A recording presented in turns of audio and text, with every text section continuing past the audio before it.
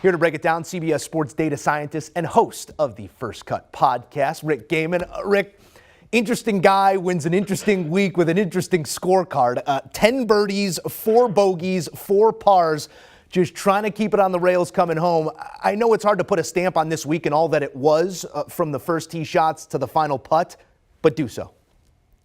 Yeah, what an amazing week. It took a little longer than everybody expected, but we got a deserving champion in Cam Smith, who entered the week as the number 10 ranked golfer in the world. So well deserved of being our tour's players champion. But, TPC Sawgrass, even as it was waterlogged and soggy for the majority of the week, it really put its stamp on this championship. The final stretch of holes there, 17. Cam Smith, the island green, goes right of the pin flag, makes the putt for birdie, gives us that Vince Carter .gif moment, Joe Musso, and then he tries to give it away on 18 by hitting a second shot in the water, and then he's able to get up and down in spectacular fashion to kind of seal this thing away. I mean, it was heart in your throat stuff all day long, and Cam Smith comes out on top for a huge paycheck and a signature win for his career. We're not going to remember 18. We're going to remember 17 when we look back at the 2022 Players Championship. And to go right of the pin at 17, water was the theme throughout the week, and it always is at this Pete Dye Gem. Water coming from the sky,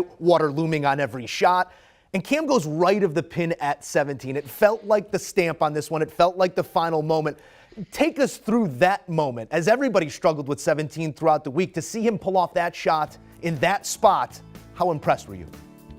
Yeah, it's unbelievable. So you're watching it here, and this is not only a physical shot, but this is a mental shot. We saw, that's dirty, landing it pin high right there with a few paces to spare. That is probably not the line he wanted to take, Joe Musso. That's probably a 10-yard block, a 10-yard push, but he gets away with it. And there's just so much commitment that's needed in this shot. We saw all week long guys that were between clubs, guys that were trying to figure out wins, guys that were trying to figure out how do you even get it close to some of these pin locations. And for him to do that in that moment, we've seen few guys take that line. Ricky Fowler most recently in terms of memory coming down the stretch. I mean, it's just a line that most guys are not even willing to bring into play. Cam Smith not only brings it into play, not only hits it there, but he pays it off with the putt. That's the other big thing, Joe. You got to make the putt if you hit it to the right side of the pin on 17, and he did just that. Yeah, Fowler taking that line multiple times in the final round of the 2015 Players. And another moment here by Cam Smith.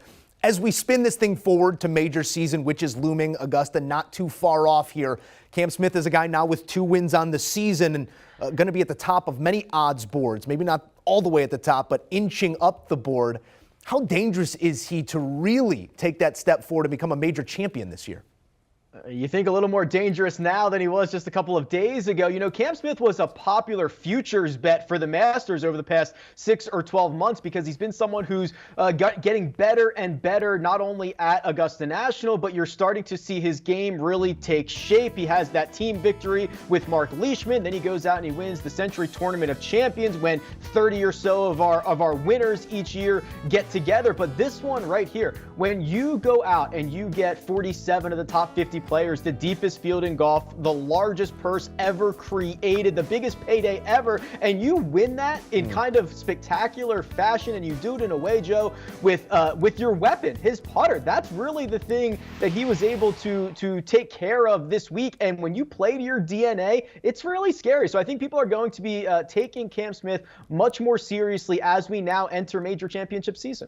At last check, led the field in strokes gained putting and one putted almost 60% of his greens throughout the prolonged week that was at Sawgrass. I do want to take a look at some of the guys on the leaderboard here, some of the names that performed well and came away with nice paydays as well. I believe 4th and better, clearing right around $1 million. That includes the likes of Anirban Lahiri, who really came off some poor ball striking and had a great week. Paul Casey, Kevin Kisner, Keegan Bradley, Doug Gim, shout out to the IJGA legend. Who really jumped in terms of your personal stock as we head towards the more important parts of the season?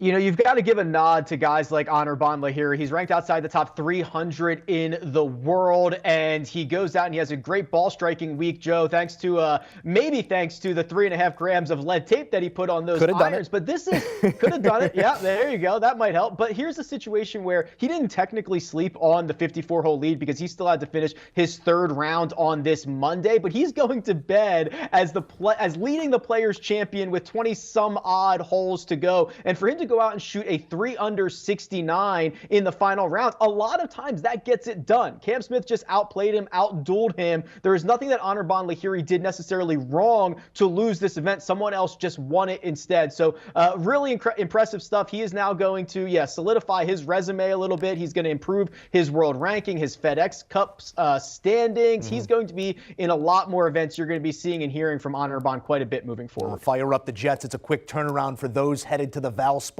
Copperhead, the Snake Pit awaits. Give us a preview of next week. Some big poppers in the field that you have your eye on.